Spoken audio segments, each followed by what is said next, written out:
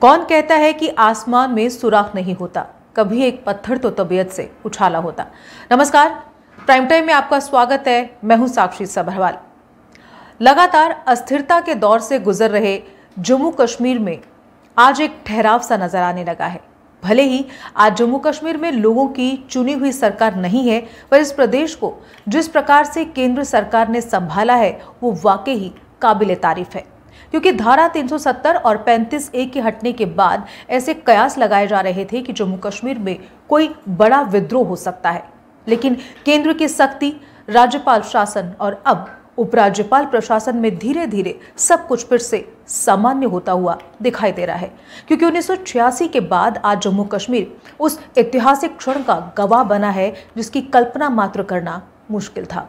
आज उस समय पाकिस्तान और चीन को करारा झटका जरूर लगा होगा जब श्रीनगर एयरपोर्ट पर विदेशी मेहमानों ने कदम रखा और उनका जिस प्रकार से स्वागत किया गया, वो देखकर नहीं लग रहा कि ये वही जम्मू कश्मीर है जिसे लेकर पूरी दुनिया में कई प्रकार की भ्रांतियां फैलाई जा चुकी हैं।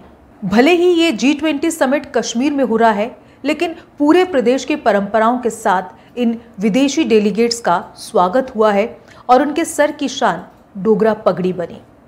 कश्मीरी नृत्य के साथ डोगरा संस्कृति में माथे पर तिलक लगाकर इन विदेशी डेलीगेट्स का यानी इन विदेशी मेहमानों का स्वागत किया गया, जबकि अपने स्वागत की ऐसी झलक पाकर ये विदेशी मेहमान पूरी तरह से मंत्रमुग्ध या यूं कहें कि गदगद हो गए।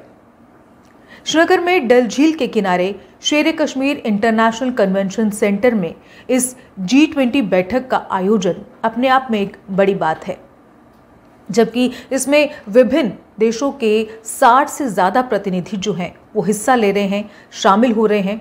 हालांकि इस बैठक को लेकर एक दिन पहले उपराज्यपाल मनोज सिन्हा ने अपने आवाम की आवाज़ कार्यक्रम में कहा था कि श्रीनगर में होने वाला G20 शिखर सम्मेलन प्रदेश के लोगों के लिए गौरव की बात है।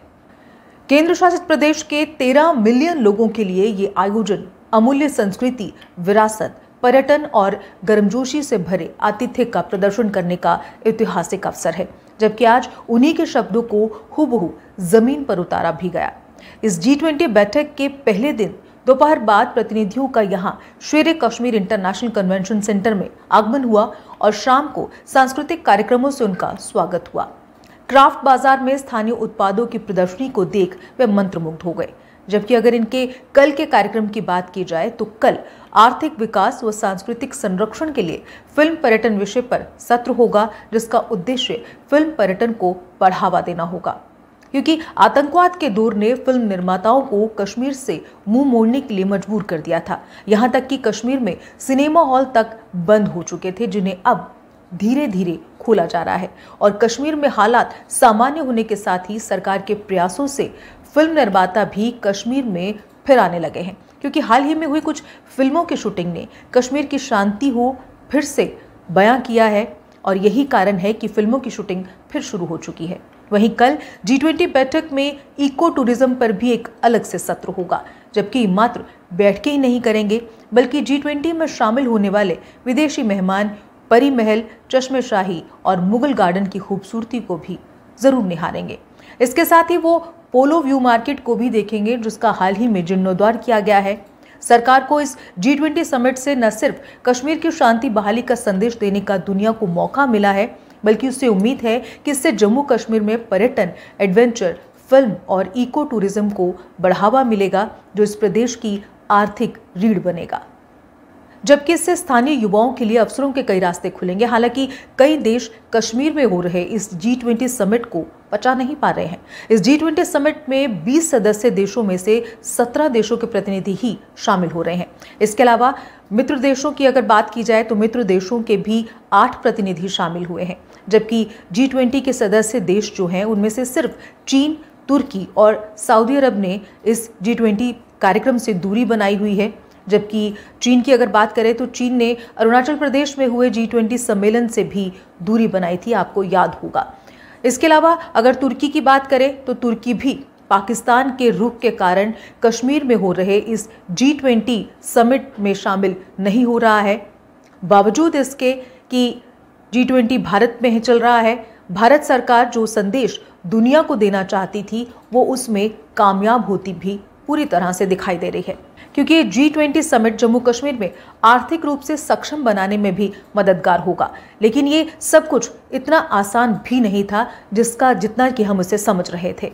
सरकार और सुरक्षा एजेंसियों के लिए ये एक चुनौतीपूर्ण लक्ष्य भी है, क्योंकि पाकिस्तान का यही प्रयास रहेगा कि वो विदेशी मेहमानों के कश्मीर में रहते हुए कुछ बड़ा कारनामा आतंकियों से अंजाम करवाएं, जबकि इसे लेकर वो एक साजिश ठीक 26/11 जैसे आतंकी हमले की रचने की भी कोशिश कर रहा था, जिसका समय पर सुरक्षा बलों ने खुलासा किया, पता लगाया। ये साजिश थी गुलमर्ग में G20 के मेहमानों को जिस 5 सितारा यानी जिस 5 स्टार होटल में ठहराया जाना था, पाकिस्तान की खुफिया एजेंसी ISI, जिसके बारे में हम सब जानते हैं, ISI ने उस पर हमले की साजिश रची थी। इस खुलासे के ठीक बाद बैठक के लिए सुरक्षा व्यवस्था को और ज़्यादा कड़ा कर दिया गया और सख्त किया गया, और इसके साथ ही मेहमानों के कार्यक्रमों में बदलाव किया गया। इस बदलाव के चलते अब मेहमानों को गुलमर्ग नहीं भेजा जा रहा है, यानी अब ये मेहमान गुलमर्ग नहीं जाएंगे, जबकि पाकिस्तान की नापाक साजिशों से निपटने और G20 समिट को सही प्रकार से करवाने के लिए केंद्र ने कश्मीर घाटी में सैन्य सुरक्षा बलों को पूरी तरह से मुस्तैद किया है। सुरक्षा बल पूरी तरह से सतर्क है और इसके साथ ही केंद्रीय रिजर्व पुलिस बल की 30 कंपनियां तैनात की गई हैं। चुनाव ड्यूटी के पहले, अगर चुनाव ड्यूटी की बात करें तो चुनाव ड्यूटी के लिए पहले CRPF की इन कंपनियों को देश के दूसरे हिस्सों में भेजा गया था। किसी भी तरह के आतंकी हमले या बंधक बनाने की घटना से निपटने के लिए ब्लैक कैट कमांडो की एक टीम को पूरी तरह से तैयार रखा गया है। यानी आसान कुछ भी नहीं, पर मुश्किल भी कुछ नहीं होता। अगर ठान लिया जाए तो सब कुछ संभव है, फिर चाहे आसमान में ही सुराग करने की ही बात क्यों ना हो। भारत जिस जम्मू कश्मीर की तस्वीर को दुनिया को दिखाना चाहता था, वो जम्मू कश्मीर वाकई में ही बहुत खूबसूरत और दिलकश है। शायद इसीलिए किसी ने सही ही कहा है कि अगर धरती पर कहीं स्वर्ग है तो वो कश्मीर में है, यहीं पर है। इसी के साथ प्राइम टाइम में बस इतना ही। मुझे दीजिए इजाजत। नमस्कार।